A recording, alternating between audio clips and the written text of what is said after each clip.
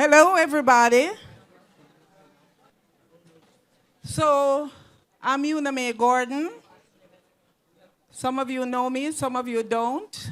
I am from Jamaica, the land of sprinting and reggae. Let me thank you all for coming here this evening, and both in person, and as we have pivoted from COVID, we have some persons online. We want to welcome them as well.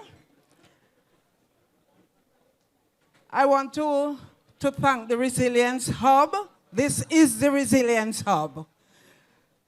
And so we want to give them a clap for just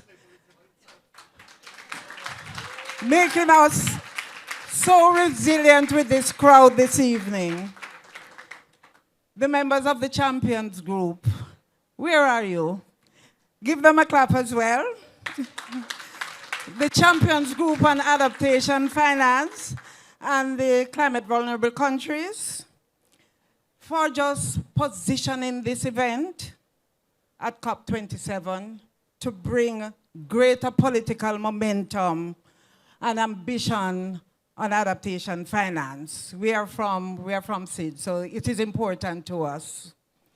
And we want to thank E3G, I'm always getting my tongue tied with that, and the IIED, the team from IIED, Claire and Ebony, my hunter for this event, for just supporting and also crowding in it all. You can see the amount of work that they did to get this event. This evening, we're going to do a little bit different. We're going to have 3 panels. You see the amount of persons here. So we're going to have 3 panels with ministers, climate envoys, technicians, all along. It's not a political meeting we're having. We're just having a nice discussion. So the ministers, we are going to ask you to limit your presentation. I'm saying it up front, to 3 minutes. and because you are the ministers, I give you 3, but the others, I'll give you 2 minutes. And for us, this is Adaptation Day, and therefore, finance in this COP is crucial for us, really, really very crucial. And so today we want to sharpen the focus on adaptation and sharpen the focus on adaptation finance specifically. And we want to reflect a little bit on the importance of the things that we want to see with adaptation finance: quality, quantity, and access. That's what we've been advocating for, and that's what we want to sharpen the focus on. And finally, my last few remarks, to talk a little bit about the role of the Champions Group that have been working, and all the countries, the Champion Group of countries, which are here today, really, really working together to show political will. And I would add to that the political capacity to tackle the issue of adaptation finance. So with those few words,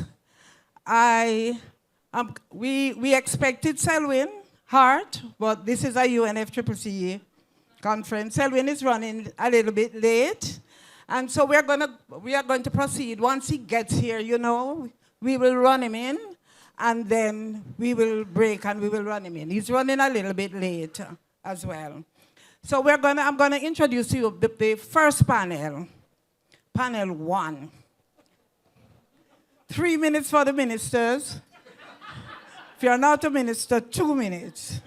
So let me invite my panelists to come forward. The representative from the Republic of Ireland, the Senegal and the LDC group chair, the representative from the Kingdom of the Netherlands, and the Republic of the Maldives, the representative from the United Kingdom. We had invited the minister from Egypt, but this is a COP in Egypt.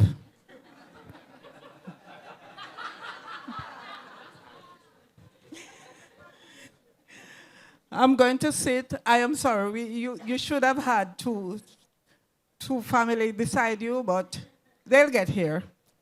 So I'm gonna start, and I'm gonna sit a little bit so that we can have a conversation around the dinner table. And I'm going to start with my colleague from the Republic of Ireland, Minister. And the Minister is Con Brophy. I hope I get it right. Yes, the Jamaicans have some Irish blood, so that should be okay. And Minister, I'm going to, in order for us to structure the conversation and to tell the story this evening, we have structured this panel to tell the story of progress and so on. I'm going to ask you a specific question so that you can answer, you can have context in the 3 minutes that I've given you. Tell us, Minister, you've been there, Ireland has been there. Tell us about the Champions Group on Adaptation Finance. What have been the highlights from the group during its first year? And some of us have been here with you from the beginning. And how is Ireland playing its part to advance the group's objectives? Thank you very much. I'm going to stand up. Nobody minds. Find it easier to talk if I stand up. Impossible task, by the way. You've asked politicians and ministers to speak for about 3 minutes, so I wish you luck. I'm going to even cheat a little bit and point out that since there's 2 empty chairs, that gives us all a few extra minutes before we even get going. So look, it's a pleasure to be here, and it really is. I was at the last COP, and I know that we've gone from 5 to 13 members, which is particularly good. I think the newest member is Iceland into the group, so it's been really positive, and it's been it's great to see that. Throughout the last year, the Champs Group's work. The group has worked, I think, to enhance the political momentum around adaptation finance. And we've collaborated with partners from developing countries, international funds, multilateral development banks. The effort has been, I've got loads and loads of pages in this, by the way, so definitely good. This effort has helped to build, I think, though, a collective understanding of the challenges. And the real challenges, I think, particularly are scaling up. And scaling up and ensuring there's access to funding and delivering quality finance in terms of that. So there's also areas, obviously, in terms of setting the clear financial targets, driving more investment. I'd particularly like to reiterate Ireland's support for the COP26 decision to collectively double the levels of climate finance, and we committed to that. However, financial targets need to be matched with quality and effectiveness of funding, and that's why the subject of the panel discussion, I think, is really important. A key feature of the work of the group has been to raise awareness surrounding issues of access and quality in adaptation finance.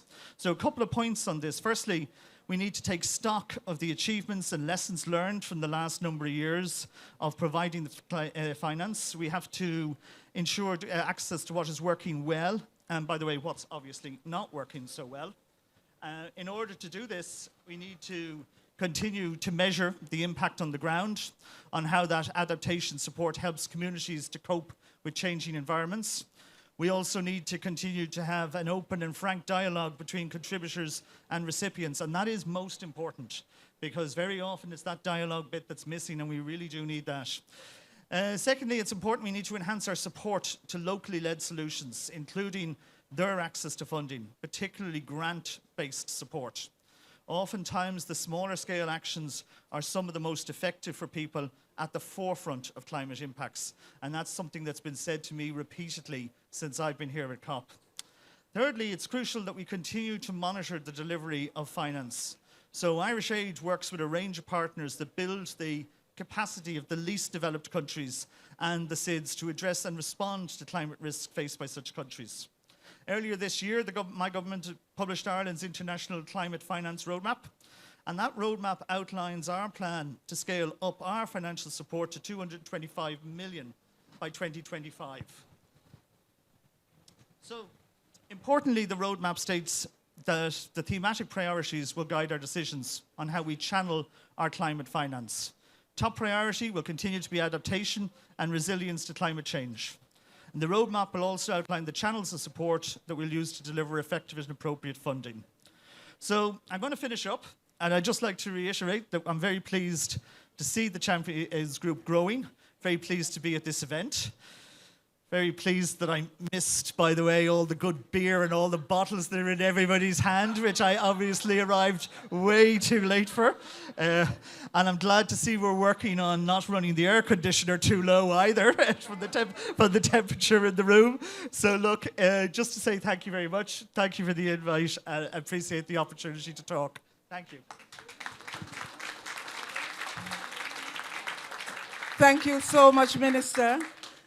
A couple of years ago, this room would have been a little cooler, so we understand what we're dealing with. It.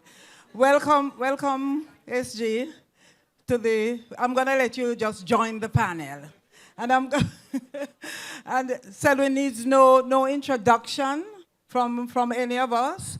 So I'm going to, I apologize for you as well. I'm going to just give you the mic so you can make your remarks, and then we get back to the panel. Okay, sincere apologies for disrupting, but I'm really glad to be here, seeing so many familiar faces and friends, as well as the high-level representation from across the board who've come to show solidarity on the issues related to adaptation and resilience building. You are champions, but with the title of champions comes huge responsibilities.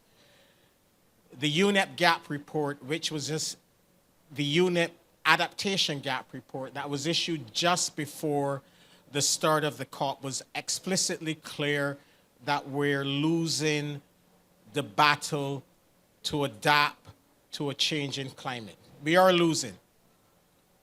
That's the reality.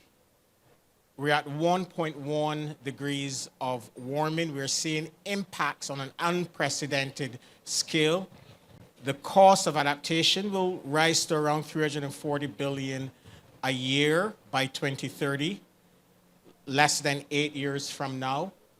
And at present, we're mobilizing less than 1/10 of what is required to protect lives and safeguard livelihoods. But I believe with your strong commitment, the fact that you've extended a hand of partnership to the developing world is an extremely valuable and impressive signal. But we need to do more. And we know what we need to do. We need to significantly increase the quantity and quality of adaptation finance. It's absolutely clear. We need to increase the quantity and the quality of adaptation finance.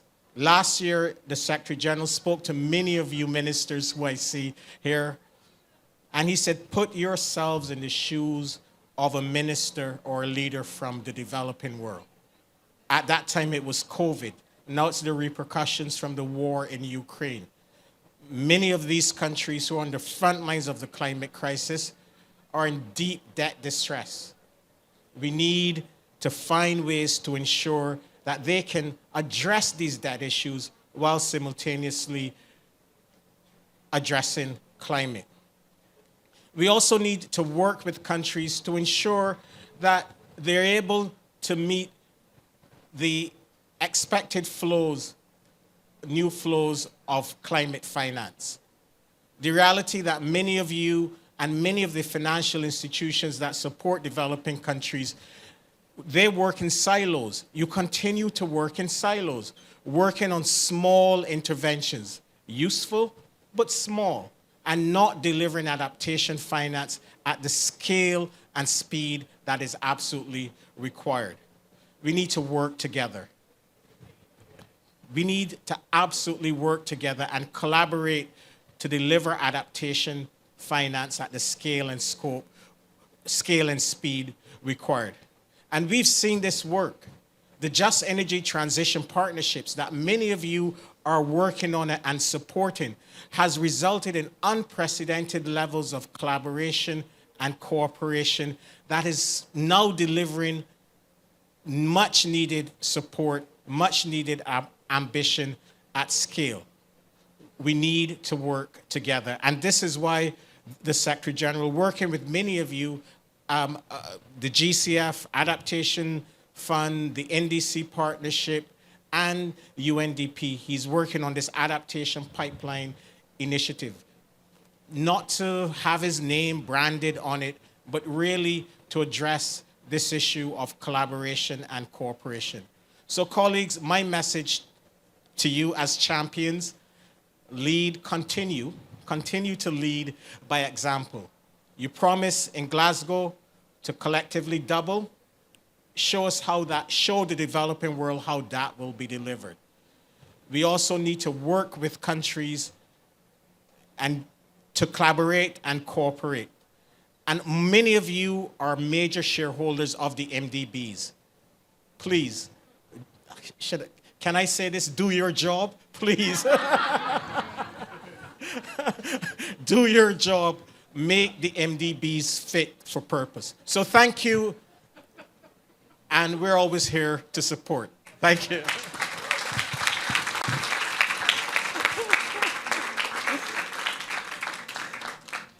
Thank you, SG, for really outlining what the priorities are, but also echoing the voice of that youth that was at the opening ceremony. I won't repeat it here, but I think you're sending the same message. Thank you very much, SG, and thanks for coming as well. So I'm gonna go right over, and let me properly then thank the minister from Ireland for just outlining as well what Ireland is doing in turn and has done with the group since the onset. Kitty, I'm going to go to you.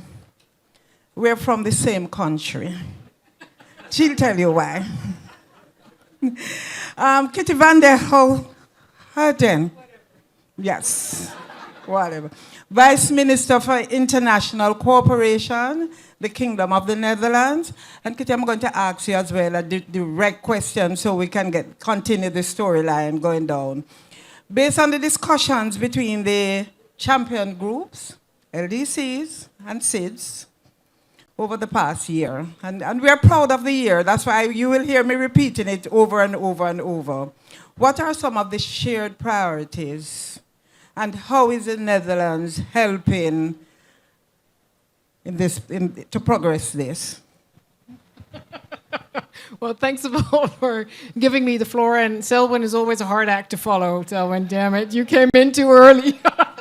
So let me first say how happy I am to see a room filled with people.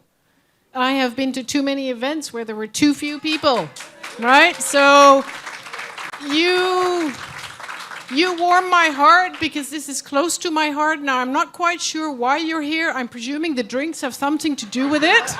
But you know, I'm Dutch, and there's no such thing as a free lunch. You know how stingy we are.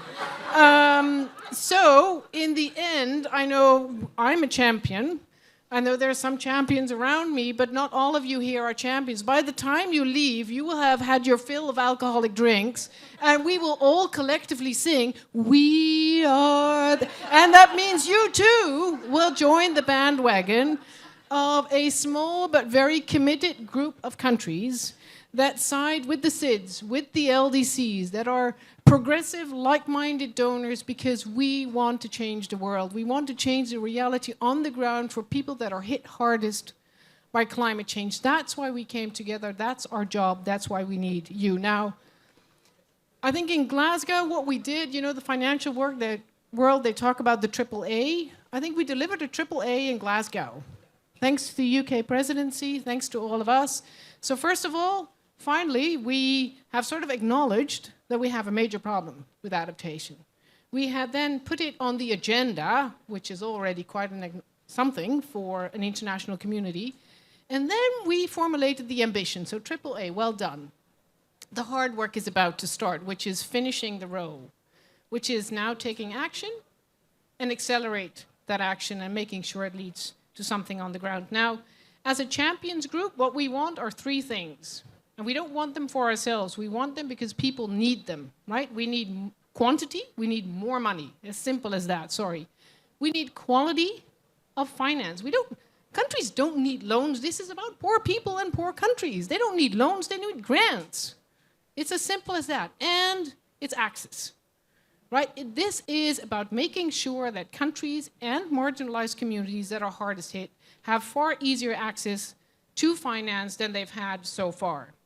Let me talk about just two of these issues. One is the quantity bit, and one is the access bit. And I will keep it short. I don't know what vice ministers get, 2 minutes and 3 seconds, or I don't know. Well, you keep check on me, Madam Moderator.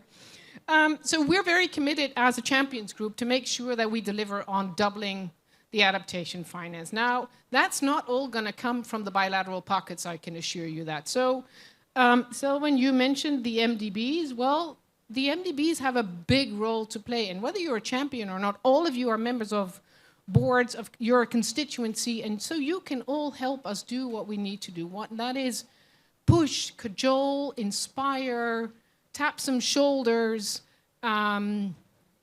maybe twist some arms here and there. And if it doesn't go fast enough, we can kick some ... Because the MDBs sit on a big sack of money, and they need to make sure that they deliver it where it's needed most, which is in the LDCs, in the SIDS, and for the most marginalized communities. And as a champions group, that is what we are going to do. That's part of our job, is to keep the MDBs on track in being ambitious and being accountable for results. So as a champion, we need to lead by example too. You mentioned that, so let me just say where we are. We will increase our climate finance with $500 million from 1.3 to 1.8 annually by 2025. And as a country, though I know it's a collective commitment, we will double our climate finance as a country by 2025 because somebody needs to show the way. On access, I remember hearing the Maldives in Lati. It takes 4 years to get an adaptation program funded. That doesn't have to be the reality. That's the reality that we created. That's the monster that is time-consuming, burdensome, and bureaucratic, whereas adaptation is about lives and livelihoods and survival. So this is something that we too can change, pushing the MDBs, pushing us as donors to make sure we go much faster, that we simplify application processes, that we simplify accreditation process, that we make sure that within projects there is also some money for project preparation, for capacity building, and that institutions writ large get slightly more representative than they are now. Last but not least, it's not just which countries the money goes to. Yes, it needs to go to LDCs and it needs to go to SIDS. But within those countries, it needs to go to where it's needed most, and that's local communities. So I want to here give a shout out to the principles for locally led adaptation, for localization writ large in every domain, in every respect. Local people know what needs to be done. They don't need me to think for them. I need to facilitate the energy, the knowledge, and the expertise that local people have so that they can drive the way to a life in dignity.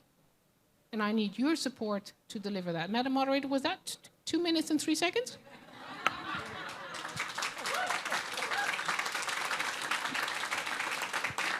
Because you were saying all the things that we wanted to hear,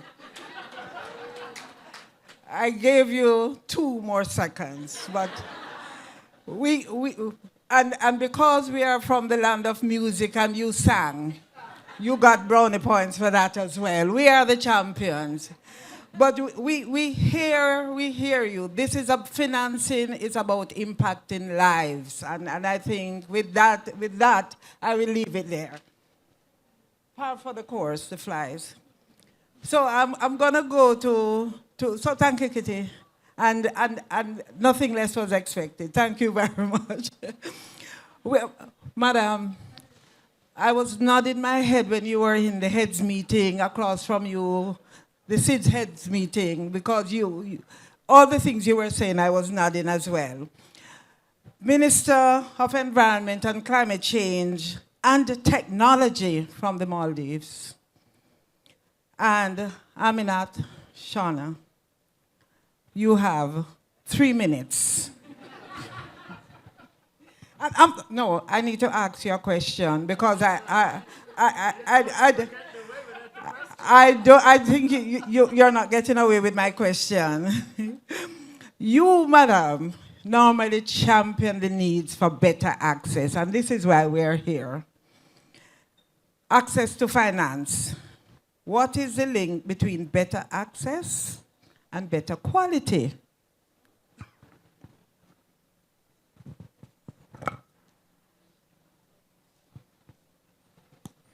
Thank you, and it's a pleasure to be here. I think you have said everything that I wanted to say as well.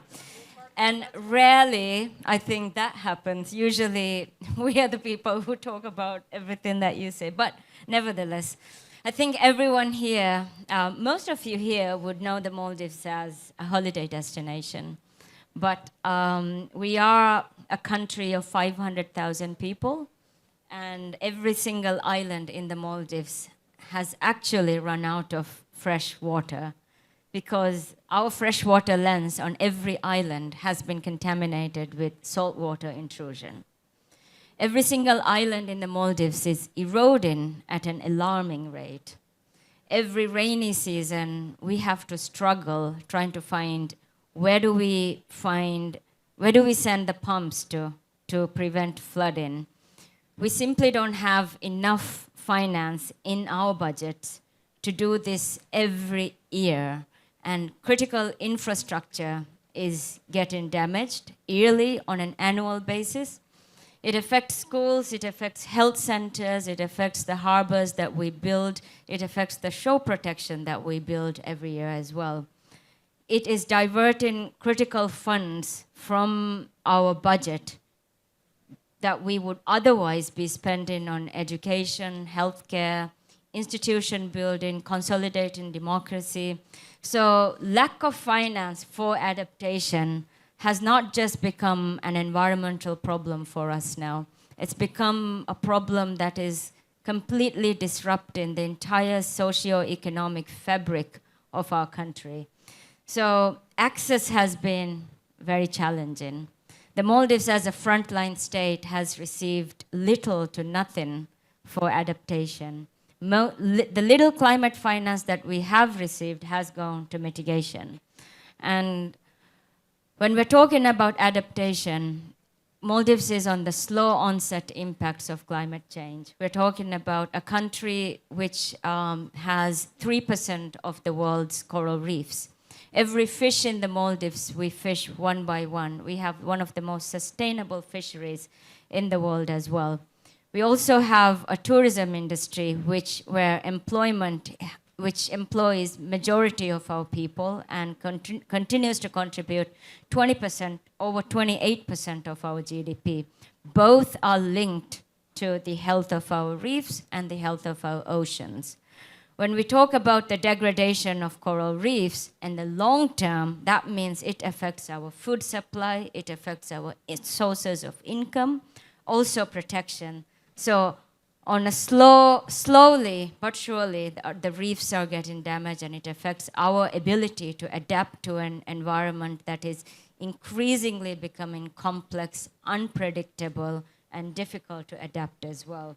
So quality, we're talking about grant-based financing for this because like we've heard, debt is on the rise, particularly after COVID and also with the war. It has exacerbated our ability to be able to adapt in time, that is in 86 months. At 1.1, we have no water resources. Our islands are eroding. Our islands are getting flooded. Coastal inundation has become an everyday reality as well. So this is at 1.1. I cannot imagine at 1.5 what would happen. And I don't want to imagine what would happen. This is why we need urgent, accessible, at-scale finance for us to be able to effectively and in a meaningful way adapt to a warming climate. Thank you. Thank you so much, Minister. You see me nodding to you as well. It's warm in the room as well. We apologize. Not for being in the desert, but just for being warm. But thank you, Minister. I think really access, but not just access. As you said, 4 years to get some project, and the slow onset events, which will make that even worse. So thank you so much, Minister. My Lord. Lord Benyon, from Minister of State, I'm going to ask you a direct question. I never get this opportunity to ask the Lord a question. But as the outgoing COP26 president, and the UK delivered the Glasgow Climate Pact, but as the outgoing presidency, what progress have you seen in the past 12 months on adaptation finance? And what key processes are critical to driving change over the coming 12 months? Thank you so much, and thank you for being here in this very hot room, and having such energy. It's really enthusing us. All of us have been in meetings all day, and it's fantastic. And actually, that last presentation just brought it all home to us. What we're talking about is people's lives. This is as important as any subject any of us will ever deal with in our lives, and it's so important to get it right.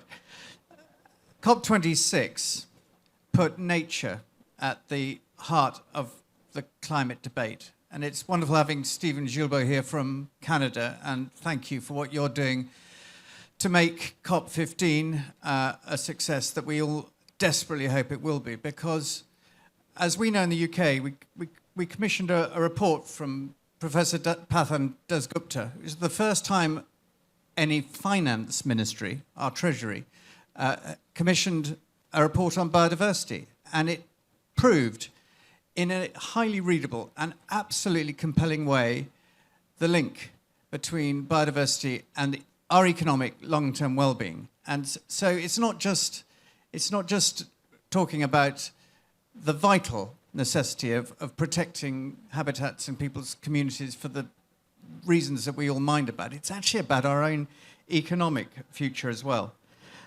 We have made significant progress on adaptation finance over the last 12 months, not least because my Prime Minister's promised to triple our adaptation finance to £1.5 billion is welcome, and others need to do it. I totally agree with you about MDBs. We need them to step up now, absolutely right, and other donors.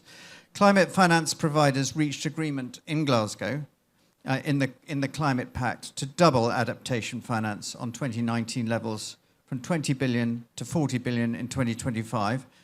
Under our recent COP presidency, almost all developed country climate finance providers made new forward-looking climate finance commitments, with many doubling or even quadrupling support for developing countries to take climate action. The Climate Finance Delivery Plan Progress Report has reaffirmed that the climate finance goal will be met by developed countries by 2023 at the latest, with over $500 billion mobilized over the 5-year period 2021 to 2025. Whether that's enough and whether it's getting out of the door quick enough to the people that need it is a further point. But on MDBs, they have already exceeded their 2025 adaptation finance target 4 years early, but we're now calling on these banks to increase their ambition. We're on the right trajectory, but it's clear we need to increase the momentum. Key progress over the next 12 months will be that we must continue to increase the amount, the quality, and the accessibility of adaptation finance, and we must prioritize the most vulnerable, and it's wonderful to have all that support for those words. The climate finance providers now need to deliver on their pledges, and we need more to step up. The UK is calling on all finance providers to set out ambitious or to increase the commitments to deliver the doubling that we've talked about. $40 billion is not enough. We need to secure even more funding for adaptation through innovative approaches, including looking at how we can better mobilize private capital. I think that is the key. There is enormous potential. If the thing that makes me most positive about my brief time so far here is that I am seeing the connection that was made at COP26, linking civil society, politicians and business is very alive and well here, but it needs to deliver. And this is really the moment we want to see that thread go through precisely to help communities that we just heard about.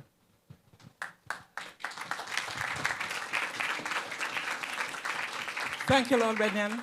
So we have heard the highlights. So the story is, the picture has been painted. We have heard the highlights. We have heard the call, especially from the minister from Maldives. We have heard a little bit of progress over the year, and 1 year is a really short time in the life of anything, but we are in a sprint, and therefore the race needs to get faster. So if we have to bring in Minister Usain Bolt to teach some things here, then maybe we need to call. But the race for adaptation finance at speed and scale needs to be faster. Let me thank you all. So we're going to turn over the panel into panel 2. I want to apologize for the LDC chair who was supposed to be here but could not make it. Thank you all very much for that race and the commitments made today. Let me go straight into the next panel. Panel 2. And so we spoke about access, quality, quantity. I'm going to, in the next panel, be looking at exploring a little bit more about good quality adaptation finance. What does that look like in practice? And I'm going to ask my representative from Canada, the Republic of Rwanda, Jamaica, Belgium, Vanuatu, and Uganda. I hope I have enough seats for everybody. Canada, Rwanda, Jamaica, Belgium, Vanuatu, and Uganda. Who is missing?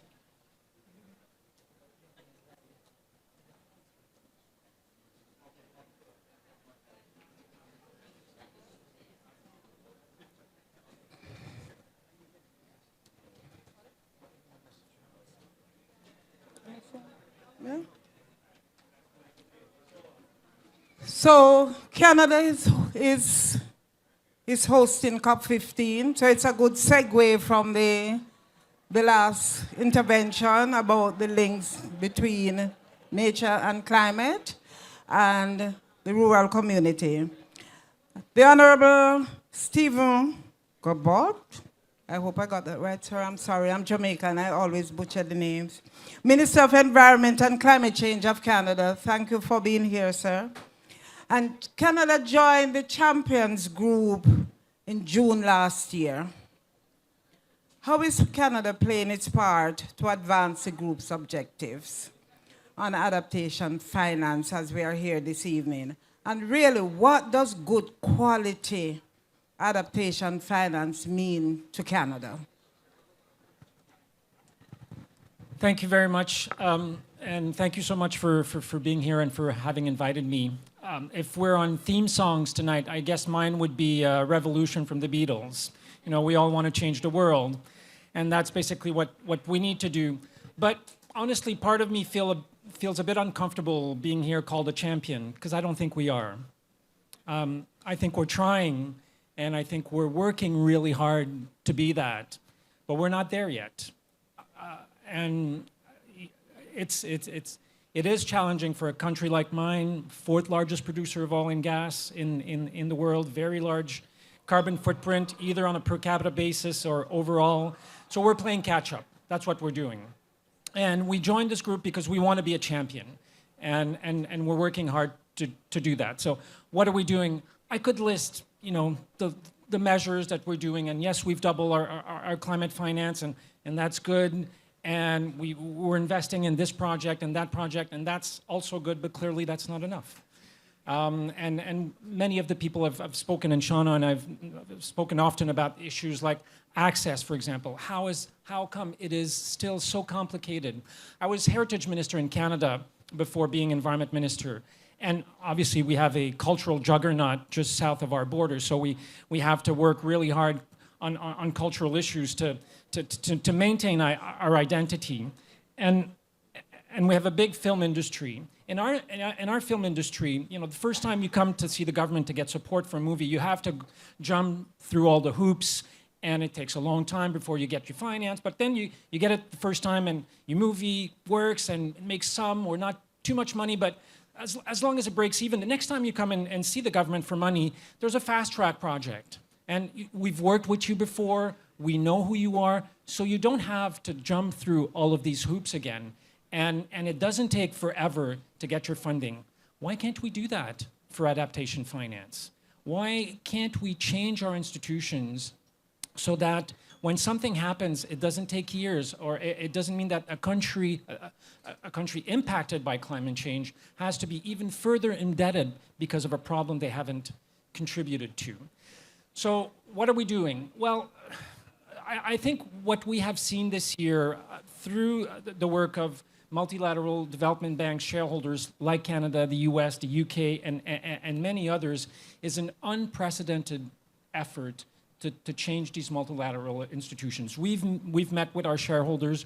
We've told them you need to do better. And of course, we need to reform these institutions. They were created almost 80 years ago to face problems that were totally different and a totally different world, and we need to reform them. But we don't have to wait 2 years to make things better. As shareholders, we can continue putting pressure, and frankly, I mean, if the US was here, they have really played a real leadership role this year with John Kerry and Secretary Yellen, really putting pressure on those institutions. We need to keep it up. We need to continue putting pressure so that even within the existing framework, we can do better, and let's change those institutions as fast as we can so that we can have this revolution that I was talking about earlier. Thank you very much. Thank you, Minister. Unprecedented effort. Yes, we are in unprecedented times. So thank you very much, Minister. We need institutions that are fit for purpose. So thank you. Perry, I'm going to come straight to you. And he's not the minister. Let me make a disclaimer for him. He's the finance advisor to the Minister of State from Rwanda. And Jamaica and Rwanda is forging a really great partnership we're handing over to you from the NDC partnership. So I'm going to ask you, you co-hosted the Climate and Development Ministerial with the UK in September, just past September. What came out of that process that can improve the quality of adaptation finance? And at the same time, just tell us quickly what are Rwanda's priorities. And I'm going to give you 2 minutes because you're not the minister. Well, technically speaking, I will be representing the minister, moderator, so I have 3 minutes. Excellencies, distinguished guests, good evening. It's great to be with you for this important event on adaptation finance. Technically speaking, she's not here. I would like to pass on the warm regards from Rwanda's Minister of Environment, Dr. Mujawa Maria, who am I glad to represent. The global goal on adaptation aims to enhance adaptive capacity, strengthen resilience, and reduce vulnerability. As a vulnerable country and member of Climate Vulnerable Forum, Rwanda's priority is to have more action on adaptation. It's up to developed countries to achieve this goal by 2025, and we're ready to support them to do so. Through the Climate and Development Ministerial process, countries discuss how to improve the provision of climate finance. From the recent meeting, there were 3 important outcomes, including move away from project-based financing, and we're talking about qualitative financing through programmatic approach, to improve direct access to climate finance and use national platforms. We're talking about accessibility and struggling. I live in Kigali, and I can tell you it's very difficult to access financing. And finally, not to separate climate finance from national debt and fiscal space. And I can talk about it because I'm the advisor of Minister of Finance. I cannot conclude without mentioning loss and damage, which the CDM heard must be considered as additional to adaptation and mitigation funding. For Rwanda, which is facing up to 5 to 7% GDP loss per year, due to climate change, the loss and damage facility is of utmost importance. And you've heard the minister from the Maldives statement, the developing countries are touched. On a final note, just on the climate finance, if we want as well to facilitate the funding, we need to go through the existing facilities. In Rwanda, we had an approach based on two pillars. The one for the private sector, we launched Ireme Invest, which is a new cross-cutting financing facility for green private sector. And for the public sector, you may have heard that Rwanda, out of two other countries, have been championing the IMF Resilience and Sustainability Trust. The two other countries were Barbados and Costa Rica. So this funding will be a long-term, highly concessional funding for structural change to the economies. Why? The world has changed. We used to live in a world with low inflation, low interest rates, predictable in the last decade. The new decade, you have external shocks, you have high interest rates, you have challenges to your economy. So if you want to change and to adapt somehow to this new world, you need to change deeply and structurally your economy. And this kind of structure will help, and Rwanda will lead on that, to change and to adapt to the challenges offered by climate change, but pandemics as well. So don't hesitate to use those vehicles that exist. Thank you. Thank you so much, Terry. Structural changes. I think we heard that the institutions that were set up 80 years ago, not fit for purpose. And therefore, just connecting the dots here, the structural changes that are required at scale. Thank you very much for your intervention. I did have 3 minutes beside your name still. I was just pushing my luck. Minister Samuda, the man from the land of wood and water where there is no water, and the minister with responsibility for water, environment and climate change, Senator the Honorable Matthew Samuda from Jamaica. From Jamaica's perspective, sir, what is needed to ensure better access to climate finance to support good quality adaptation on the ground? And we heard about being impacting life in the communities. Thank you so much, Uname, and thank you to the Resilience Hub for having me this evening, and definitely a pleasure to join this panel, and certainly the panel before. I think there's still a moral gap before we even get into the finance mechanism. Most of the conversations and forums that I've been a part of since I've been in Sharm el-Sheikh ignores the moral need for financing to be provided to those who didn't create the problem. And I'm a politician. I understand the difficulty for such a political conversation to take place in the nations that are the largest emitters, both traditionally and currently. But they're abdicating their moral responsibility in those nations, because that conversation is not being had as widely as it needs to be had with their constituents, that there is indeed a reparatory factor that needs to be considered, especially as it relates to adaptation finance and indeed loss and damage. Now that aside, and we don't want to preach from the pulpit per se, but that's the first fact that I don't think has come out in our conversation this evening. The fact is, countries like the Maldives, like Jamaica, are facing the impact of a crisis we didn't create. Now, as developing nations, we've made many decisions that weren't in the best interest of our people over the last 60, 70 years, and we've created our own fair share of crises, but this isn't one. And what it does is it serves to keep us trapped in the debt cycle, in the poverty cycle that we've been desperately trying to break out of. So acknowledging first that the debt cycle is real, we have to accept that adaptation finance cannot be approached in the same way mitigation finance is approached. Yes, some of it has to be concessional finance, but a large portion has to be grant related because it is around our ability to survive. It is around our right to have a chance to thrive. And that is being taken away if we take away the fact that there must be adaptation finance, which is largely grant-based. And that can only happen if politicians from the largest emitters have that frank political discussion with their electorate, which many of them are naturally hesitant to do, and I understand why. But that is what us from the developing world and the global south have to call for. Adaptation finance is absolutely not fit for purpose, UNAME. We know it living in Jamaica. And yes, you have the discussions every time there's a great category 4 or 5 storm that wipes out a small island developing state or some great flood somewhere in the developing world. However, it's a slow onset events that really set us back. It doesn't give us a chance to build to build the financial capacity or the fiscal space that we desperately need. So it is absolutely imperative that we acknowledge, UNAME, we then redesign the way we're going to approach adaptation finance. The barriers have to be lowered, even on the concessional finance.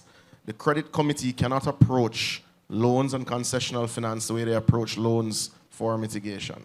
It simply will keep us poor. It simply will keep us coming back with our hats in our hands. So lowering of barriers, harmonizing of the application process across international development partners, and indeed acknowledgement that a large portion of each adaptation project has to be grant related. And that's how you improve the quality of adaptation finance. Thank you. Thank you very much, Minister. I'll take a disclaimer. We have shared priorities here. So thank you very much, Minister, for being here and at such short notice as well. Thanks a million. As we weave this story along, and we're a little bit on time, so I'm going to rush to my colleague from Belgium. And Hadja Labib, Minister of Foreign Affairs. And I'm really happy that the Minister of Foreign Affairs is here in this conversation because the third country relations comes usually from the Ministry of Foreign Affairs. So very happy, but I'm going to still ask you a direct question. And the question that I asked Canada as well in that regard, how is Belgium playing its part to advance the Champions Group objectives on adaptation finance? Really, what does good quality finance, adaptation finance, means to Belgium? Thank you for giving me the floor. I'm very happy to be here, especially because it's the first time in my life that I'm a champion. But I agree with you, we should be better. We should go further. And also, I think that the real champion are in the other room over there. They are crying. Yeah. And I've prepared a speech to be sure that to be no longer than 3 minutes. But before diving into numbers and action taken by Belgium in favor of adaptation, I would like to make a general comment. I feel that fighting climate change and respecting our environment is also about respecting ourselves. Respect for dignity, for human rights, for the rule of law needs to be an integral part of what we are trying to achieve. The diversity of COP participants and the confrontation of their ideas can only contribute to its success. Belgium, of course, has its own challenges, but we try to lead by example. Also, as far as good quality adaptation finance is concerned. For a while now, Belgium has focused the financial resources available for international climate finance and adaptation, African partners countries and least developed countries. In 2013-2020, Belgium has spent over 727 million euro to support climate action globally, mostly through grants. 51% of the money was used to fund programs and projects that are mainly aimed at increasing resilience and addressing the impact of climate change in developed countries. When the new government, the federal government, took office in 2020, we decided to improve our effort even more.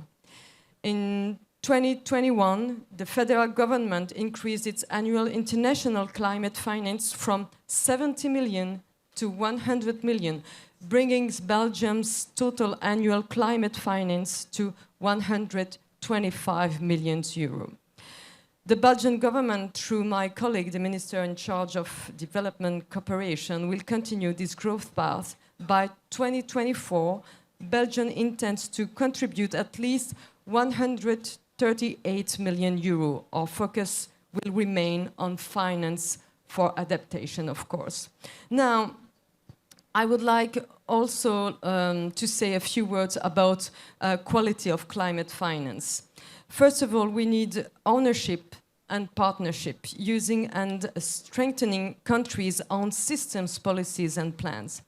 The needs of our partners in South should be the guiding principle, of course. Secondly, as I said earlier, supporting an inclusive approach where also civil society organizations, local communities, women and young people can bring their voice to the table is key in our view. I want to stress again that respect for human dignity and human rights is an integral part of fighting the consequences of climate change. Thirdly, it is also important to work towards a broader donor base. Additional finance has to be mobilized from all sources as it is a common responsibility. A fourth point about quality would be to find ways to engage the private sector more to gather the necessary resources to tackle the dismissive challenges. Public spending can only function as a supporter and enabler. We have to pull resources together to address these issues in context where we build back better and greener after COVID and in a difficult geopolitical context currently and effectively. Let's build this better world we did imagine during the pandemic, and let's start doing it now. This would be what good quality adaptation looks like. I thank you. Thank you very much. Thank you, Minister. It's interesting that you start with Belgium has its own challenges. But when we leave here this evening, we'll all be champions. So consider yourself, after that speech, a champion. Thank you very much, Minister. I'm going to go right to His Excellency Bakwa Kaltonga from Vanuatu. You're the Special Envoy for Climate Change. And we know the challenges in Vanuatu. We know the stories. What does good quality adaptation finance mean in practice, really in practice in Vanuatu?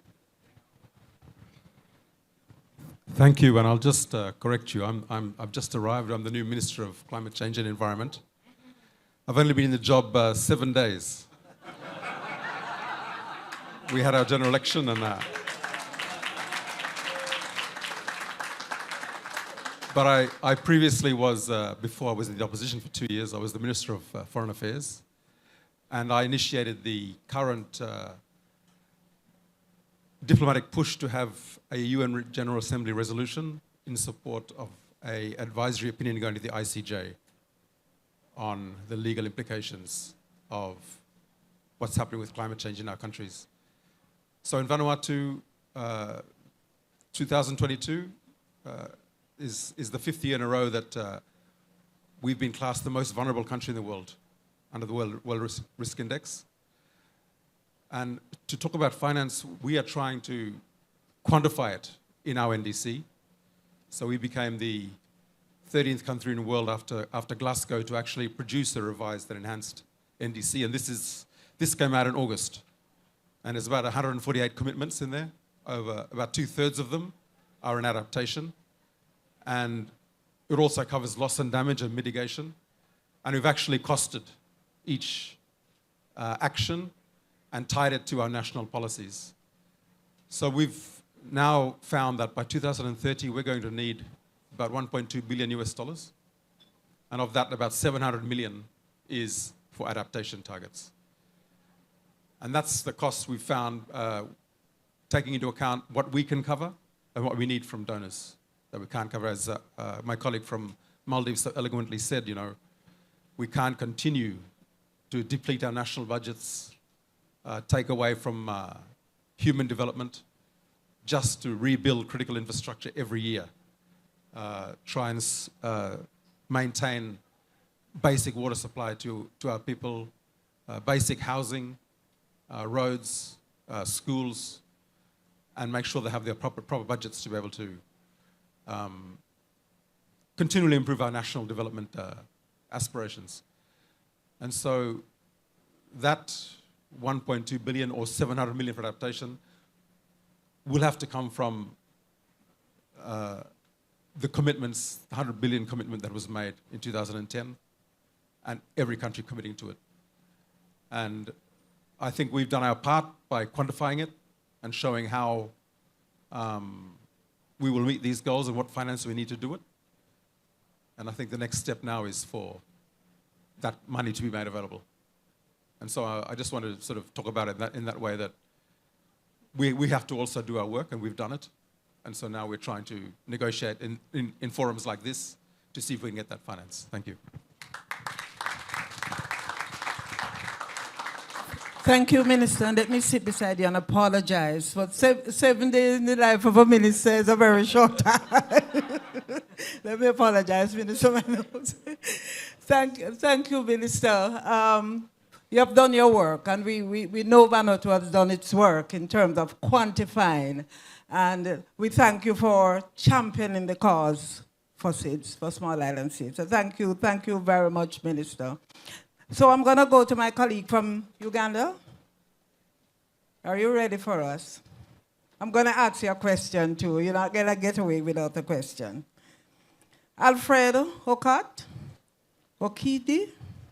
That sounds like a Jamaican name, eh? From Uganda's perspective, what can finance providers do to best invest in country-led adaptation? You heard the minister from Vanuatu. We have quantified. So now, from your perspective, what can the providers do to best invest here? Thank you. I'd like to thank the organizers, the panelists, and all the delegates. Uganda's priorities in adaptation is actually found in our revised NDC, which aims at reduction of emissions by 24.7% by 2030, which is fairly ambitious. And we are looking at sustainable large-scale agricultural production, agro-processing, agribusiness. We're also looking at the nature-based solutions in terms of conservation and restoration, agroforestry, and diverse but smart energy solutions, together with smart mobility. When it comes to the typical adaptation, just like the other least developed countries, the group that we are in, we want to see adaptation funding delivering more climate finance, especially at the local level. The current situation whereby between 10 to 18% of the funding is what reaches the local level is not sustainable and will not help our people. So we are looking at a situation whereby at least 70% of the funding should go to the local level to address adaptation and make our people ready. As I speak now, more than 1,000 Ugandans yesterday lost their homes because of landslide, and they're sleeping in the cold. So the cost of adaptation for us developing countries is going to increase day by day. And adaptation is also very key to one aspect that we need to figure and think about clearly now. That is migration. Climate-induced mobility is real. And I would like to challenge all of us to look at the Kampala Declaration. We have issues there that we need to address, because if we do not address the climate-induced migration, we are all going to be in trouble. We are all going to be in trouble. Therefore, we look for financing. I agree, it has to be grant. I think even right now, we, as Uganda, they tell us we have already reached our debt ceiling. So what are you going to lend me? Give me the money. I need grant money. There's nothing short of that. So really, adaptation is grant.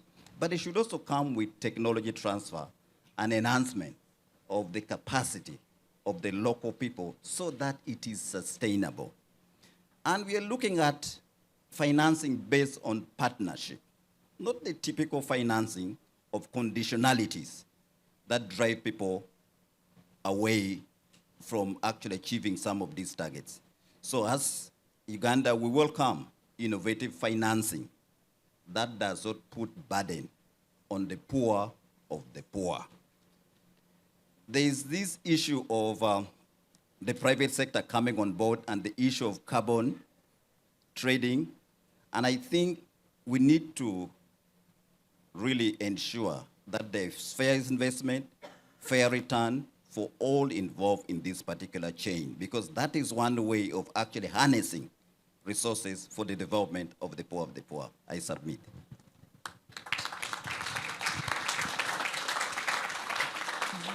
Thank you, Permanent Secretary. And thank you all for just being here, for being champions. We're running a little bit out of time, so I'm going to flip the panel. As we heard the Permanent Secretary said, we want to flip the percentage of adaptation finance that goes into the community. And then my last panel. Very quickly. We have State Secretary from the Federal Ministry for Economic Cooperation and Development, Germany. On my third panel. Okay. Yes, you can join me right at the front here. Dr. Akin Wemi, Adesina,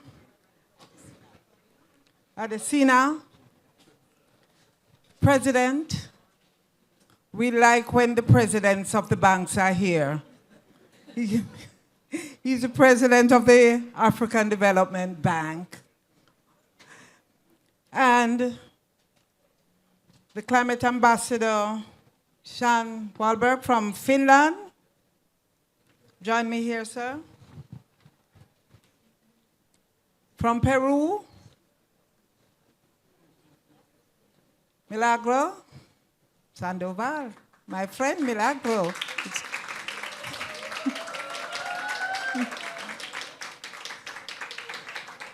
General Director of Climate Change and Desertification from Peru. And, Matthias, where are you, Matthias? I have a lot of friends on this panel, it seems. Matthias is the Deputy Director General and head of the UNFCCC, and my friend Matthias from Sweden. Oh Lord, not yet. We have ambitions for him. And then I need more chairs. Kay Harrison. Name change. Climate Ambassador from New Zealand, Kay. Okay. Federica. From Italy. And Benedict from Iceland. Oh, you're right behind. Ah, okay, this is a large one.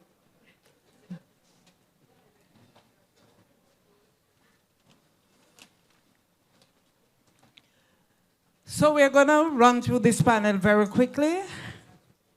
And I'm going to take the first two, Germany and the AFD.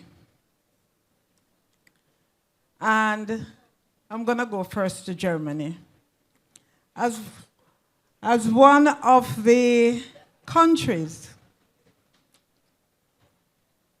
the author countries of the 100 billion delivery plan, what opportunities do you see for channeling more effective adaptation finance? Yeah, thanks. Very glad to be here at this Ambition Coalition. And yeah, I did so. I worked on the 100 billion delivery plan with my good friend Jonathan Wilkinson, at that time Minister for Environment in Canada. And when Alok Sharma asked me to do that, and I agreed, I didn't know what I accepted there. You all know the results. We haven't delivered on the 100 billion, and we were bad on delivering on adaptation finance. That's it in a nutshell. So I think, rightly so, there was another pressure from Glasgow to enhance overall climate finance, but also to have a special focus on adaptation finance. And what we agreed in Glasgow was collectively doubling the climate finance. But there was another request that was not adopted in Glasgow, but the Secretary General from the United Nations pushes us always in this direction, that we have to balance, that we should balance adaptation and mitigation finance. I'm quite happy. We are not always in a position to say that from Germany, but I'm very happy that for the 21 figures for Germany, exactly reflect a balance. We have spent 49%, 2.6 billion euros for adaptation and 51% for mitigation. We want to continue. It's not easy. If we do increase our overall climate finance, all our countries do have some challenges to get the right balance between adaptation and mitigation, but we want to do that. Having adaptation finance in place, it's not all done.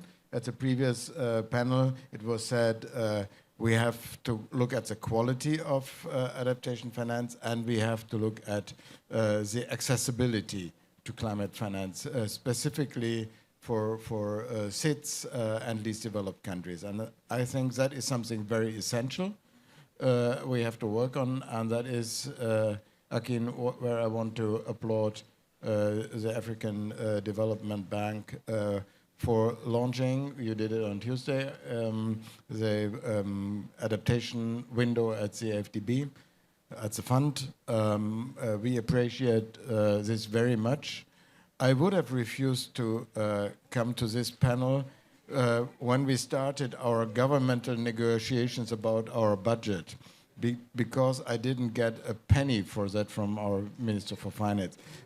Genetically, they are all the same. But the Parliament helped us, Akin. You have a very good reputation. The parliamentarians know that we have to work on our collaboration with the African continent, also with others, but given that this is our neighboring continent with a special focus on that. And so I'm here in a position that the Parliament allowed me. They have to make the final approval, but it's secure. 40 million euros for the window, and very happy to announce it today. Now we understand why he's happy. We are happy too, sir. And thank you very much, State Secretary. You could not refuse to come to this panel. We would come to Germany for you. With that news, You could not refuse. So thank you very much. And I will go to you, President. Now you have an opportunity for that smile that you have there. And I'll give you 3 minutes. I apologize. I'll break my own commitment and I'll give the President 3 minutes. We like when the banks are here. Well, you know, I like going to meetings like this where I get money for Africa and so on. So let me start first and foremost by thanking, and please do help me in thanking Minister Flashback. You know, if you're looking for money for a continent that desperately needs it, at a time where you have geopolitical tensions, it's not easy in terms of moving things back and forth. But thank you, Germany, for believing in the continent. Thank you for your strong support for the continent.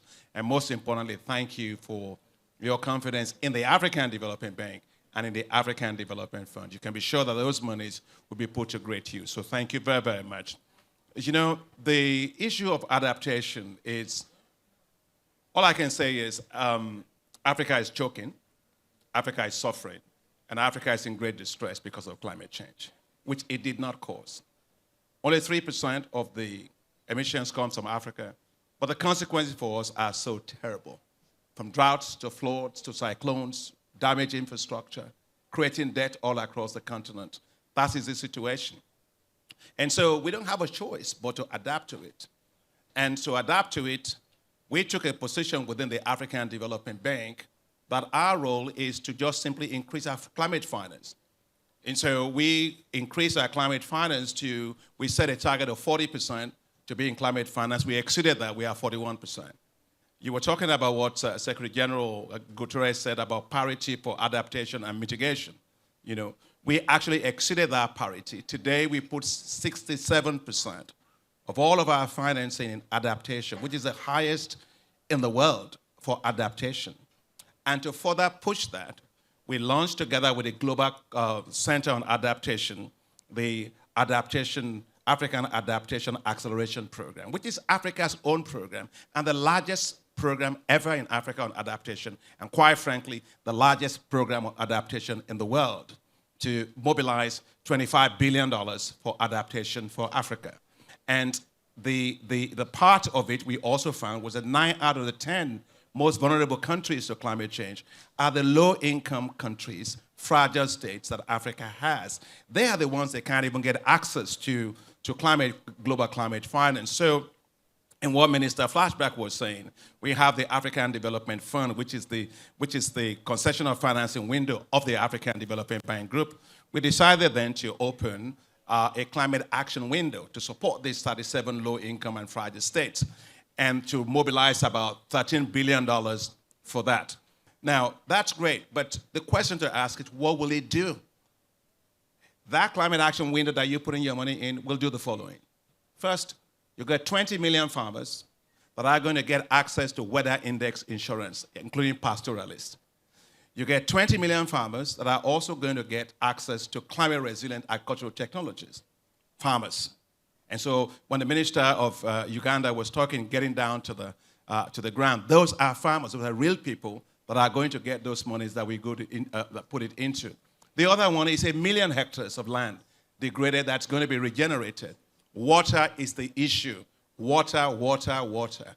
We will invest that in 840 billion cubic meters of water for 18 million people. And of course, renewable energy to being able to do 10 million people with access to that. And the last thing that I would say is that for the farmer that is in the other country that left, or whether it's in Uganda, whether all the other countries, we have to make sure we have insurance systems that protects them against these exogenous shocks, right? Africa is the only place where the farmer has to pray. To get rain, you pray. Then when you get rain, you pray it's too much, or when you don't get rain, and then you're praying. You've got to be able to secure yourself against catastrophic risk event. And that's why at the African Development Bank, we have something called the Africa Disaster Risk Insurance Facility that actually pays, using grant money, that pays for the premiums of countries that cannot afford to insure themselves. We pay those premiums for them. And so far, we've done about $45 million, and the countries have gotten $143 million of payout that supports farmers that supports pastoralists for this kind of stuff. And so at the end of the day, building resilience is putting the money on the table. And I just want to end by just saying one thing about the issue of adaptation. We have to make sure that the 100, what you help to co-create, the $100 billion is actually on the table. It's an issue of fairness, of trust, of justice, and of equity. If we can't do that, then we cannot even meet the bigger demands that Africa has. You know, Africa, even if we did that's for, but just to say, the $100 billion a year that we're talking about, it can't even meet the needs of Africa. Because Africa needs $1.3 to $1.8 trillion between now and 2030 to adapt to climate change. And so that's roughly about $125 billion a year. But nonetheless, it's important to meet that so that at least we can secure the lives of people and really create hope. Thank you so very much. And I know I'm sitting with Italy, I'm sitting with Finland, I'm sitting with all the others that are all great supporters of the bank. And I look forward to all of you also contributing to this particular climate action window of the African Development Bank. Thank you very much. Thank you, Mr. President. And I think we'll continue to pray, sir. Yes, I like prayer. Yes, thank you very much. I know you have to run, but thank you again for coming to this panel, and thank you for just really putting it down that the farmers who are in the communities, because this is where the financing needs to be channeled. So channeling adaptation finance down to the community is important for us, and that's where the quality comes in. Thank you, President.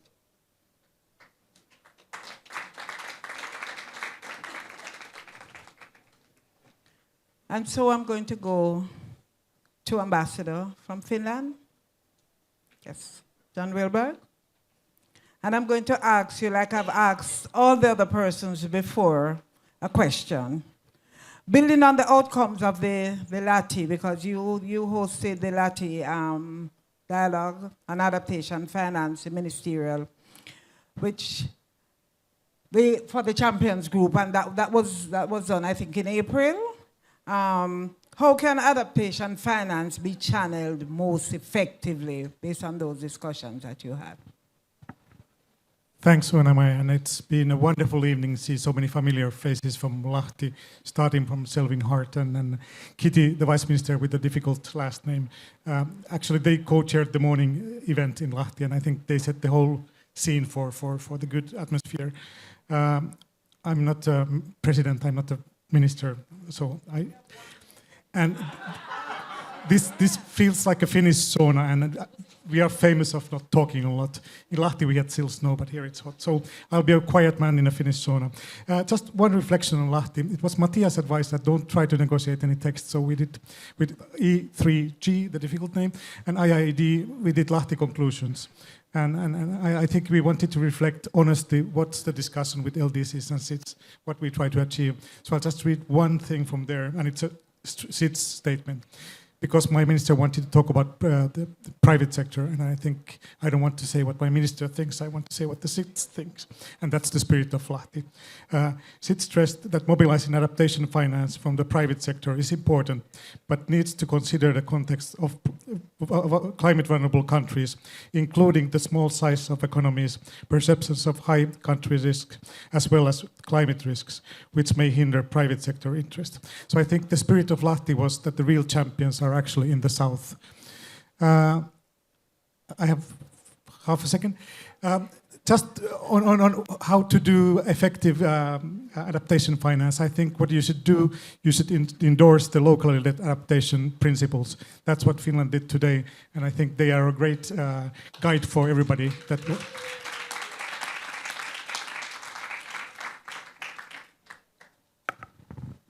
Some more music to our ears, and as we say, channeling adaptation finance, all adaptation is local. I'm going to jump over to New Zealand. Yes, Kay Harrison, Climate Ambassador, and I'm going to ask you, Kay, as well, a question. New Zealand joined the Champions Group, I think, at COP26 last year, so you're 1 year in. And in the last 12 months, how has New Zealand played its part to advance the Champions Group objectives on adaptation finance? And what are your priorities for ensuring adaptation finance is channeled effectively?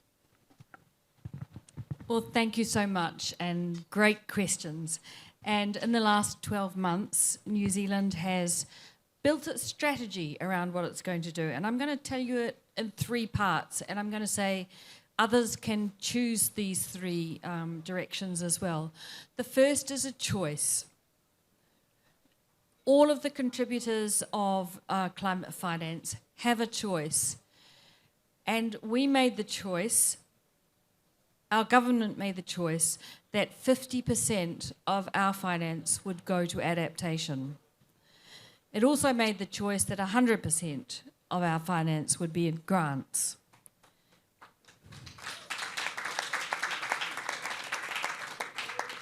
And we made the choice that 50% of our finance, at least, would go to the Pacific.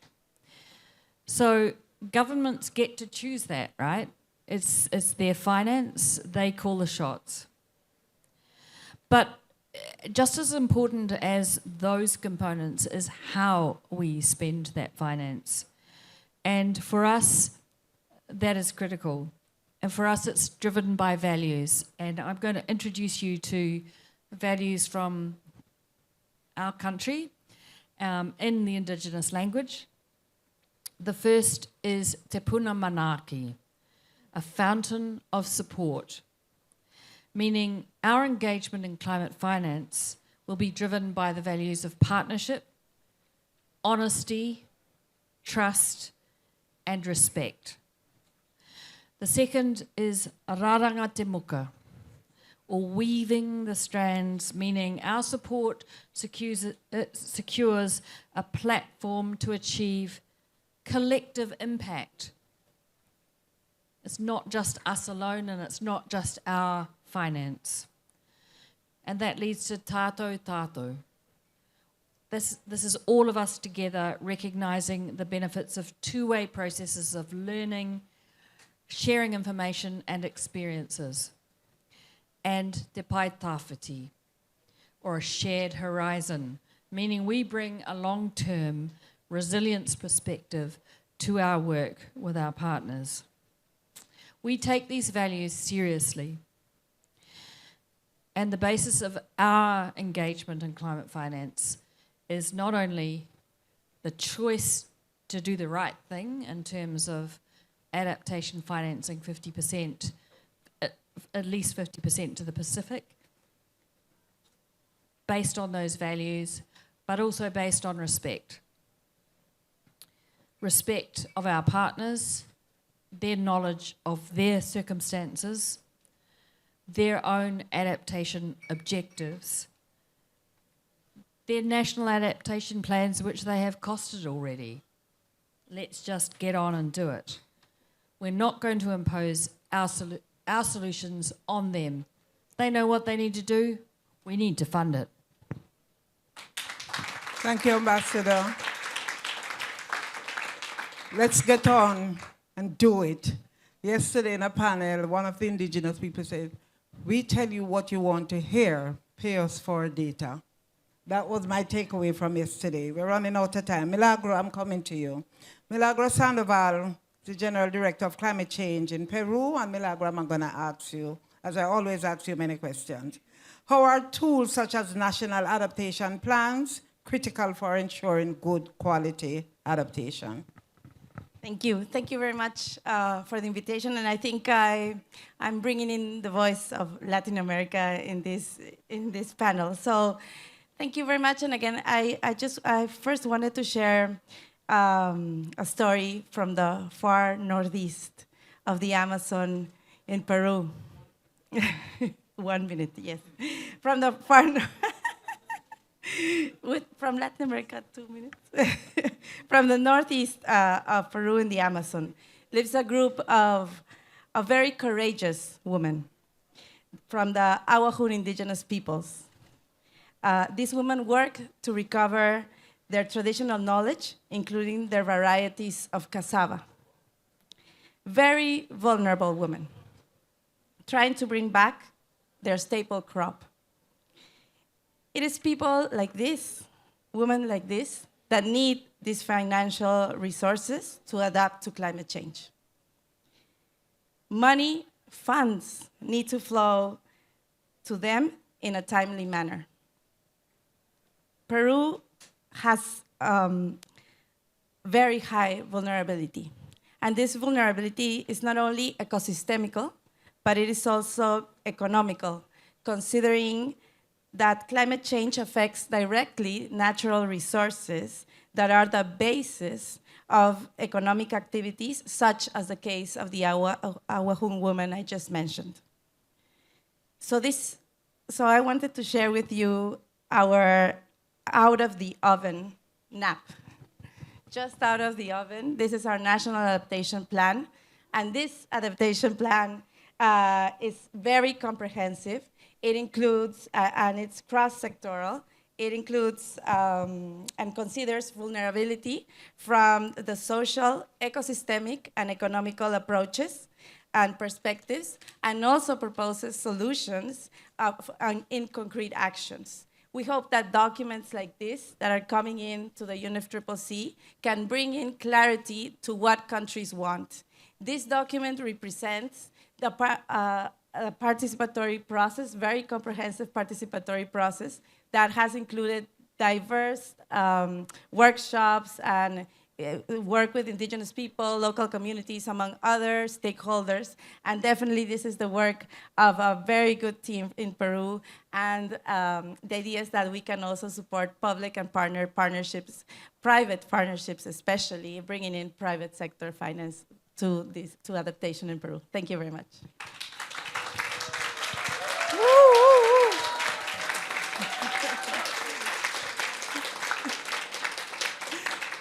Thank you, madam. Let me apologize for the rush, but I think what you're saying is that whole of society needs to participate in the process if we're to get it going. Matthias, I'm going to come to you. Sweden has been a member of the Champions Group on adaptation, from Sweden's perspective, what has been some of the highlights of the work of the Champions Group to date, and how is Sweden contributing to these highlights? Thanks, Suname. Great to be with you today. And firstly, maybe a sort of more of a personal note. I think we all here in this room owe a big gratitude to the person who started this, and she's right there. That's Eva Schreuder from the Netherlands, who set us out on this journey. And I think just looking at the turnout today, both in terms of the audience and the 3 panels you've had, I think we owe Eva a lot of cred for actually bringing us here together today. And what we've managed to do, thanks to Eva and colleagues within various organizations present here today, is to elevate adaptation finance on the donor agenda and hopefully sort of globally in the climate conversations, and having this space for continuing those kind of discussions. From a Swedish perspective, what we've done, we haven't actually set a target for our adaptation finance. It just sort of happens to be at around 50% of our bilateral finance. And our assessment is, it is there as a result of the approach we take where we engage in dialogue with our development partners, and as a result of the priorities that our development partners set, we arrive at that sort of balance of 50-50 between adaptation and mitigation. And that is an approach which we hope to share also within this group of champions on adaptation finance. So for all of us, sort of ensuring that we integrate climate action in our national budget and development processes, that we prioritize climate action in our dialogues between ourselves as development partners and developing countries. And those are also the kind of principles and recommendations which are reflected in, for example, also other fora, like the Task Force on Access to Climate Finance, where we're happy to be partnering with Germany as pilot countries or as anchor countries in Rwanda, for example. So there are other vehicles as well being developed during the course of the past year to enhance access also to adaptation finance. So just maybe a final note also on the link to negotiations. I mean, I had the pleasure of co-facilitating the negotiations on the global goal of adaptation, and it's just one reflection from there, as well as the needs determination report. I'm going to finish soon, which we presented to COP26 last year. There is a lack of data, particularly when it comes to adaptation. And that, of course, is something we as donors and also as development partners as a whole need to be supporting each other in making sure that there is data available on the ground to develop sort of the adaptation pipeline. And I think, again, a space like this is something where we could bring that forward. Thanks. Thank you, Matthias. Data, data, data. I'll take away. And I'm going to come to you, Frederica. We're really running out of time. And I don't need to introduce Frederica because she's been here. We called on you suddenly, and therefore I'm going to ask you the question that I had for Italy. You thought you was going to get away from the question, right? From Italy's perspective, though, Frederica, how can adaptation finance be channeled more effectively, and how are you supporting this? Thank you very much, Uname.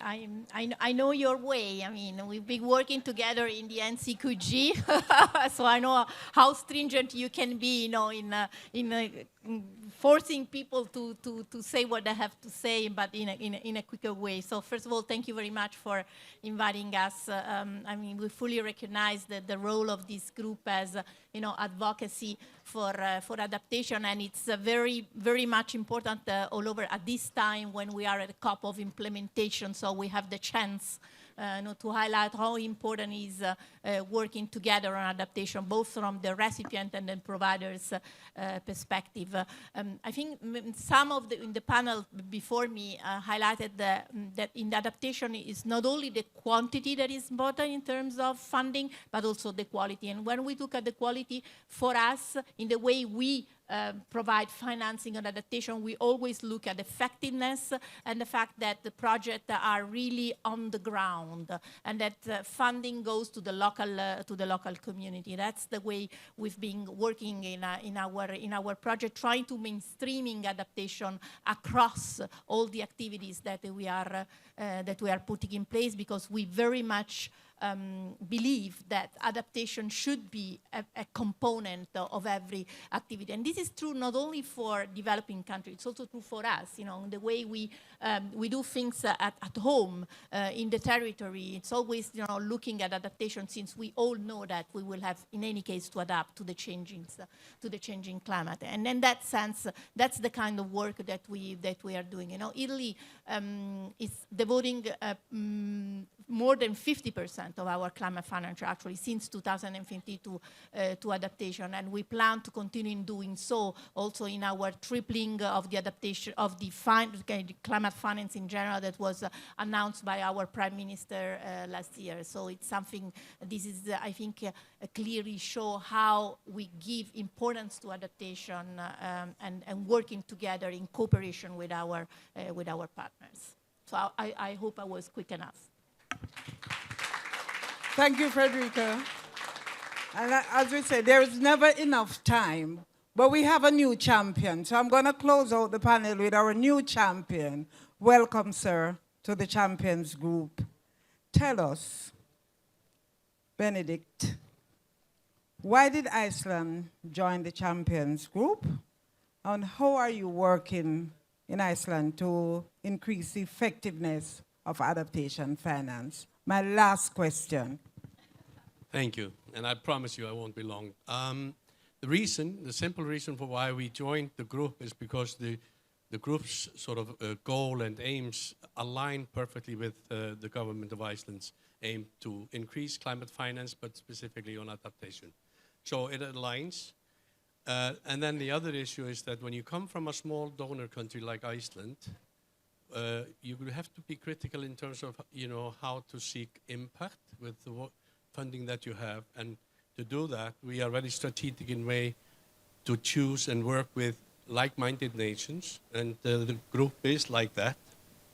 So, in essence, it suits our purpose actually quite well in the pathway going forward, in the sense that we intend to, and we are already having increased our climate finances, specifically to adaptation, and it's nowhere better but to work with like-minded. That is the simple reason, and that's the reason we are here. So we thank the group for actually inviting us to join. Thank you.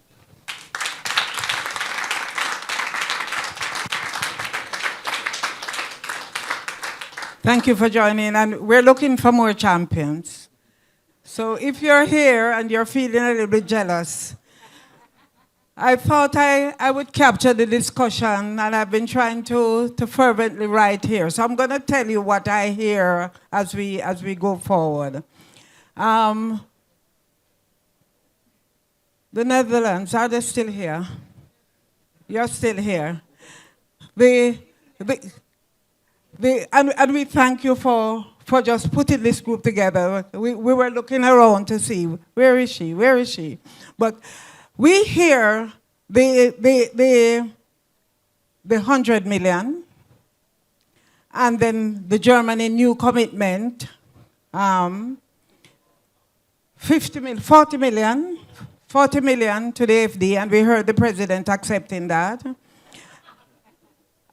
We heard the Maldives at 1.1 degrees. They are almost under already, and therefore they don't think they can go much hotter. We heard from Selwyn, with title of champions come great responsibility. So if we're saying we are all champions, then it comes with responsibilities. And we heard, I think, from Minister, also moral responsibility as well. And so to really show how the Dublin will be delivered. I think that's what we hear. And as Selwyn said, you're all the bosses. Get the MDBs to do their job. I hear Kitty saying that there is no free lunch. No free lunch. And working with SIDS and LDCs, easier access, Dublin adaptation finance. I really think we need to push the MDBs a little bit more. Really, really push them a little bit more. And we heard the cry for grants. I think it was from Uganda that said, well, I've reached my debt ceiling. What are you going to lend me? So grants. And increase the finance that reach the local level. We are talking about touching lives. And I'll close the panel on that. Thank you all very much.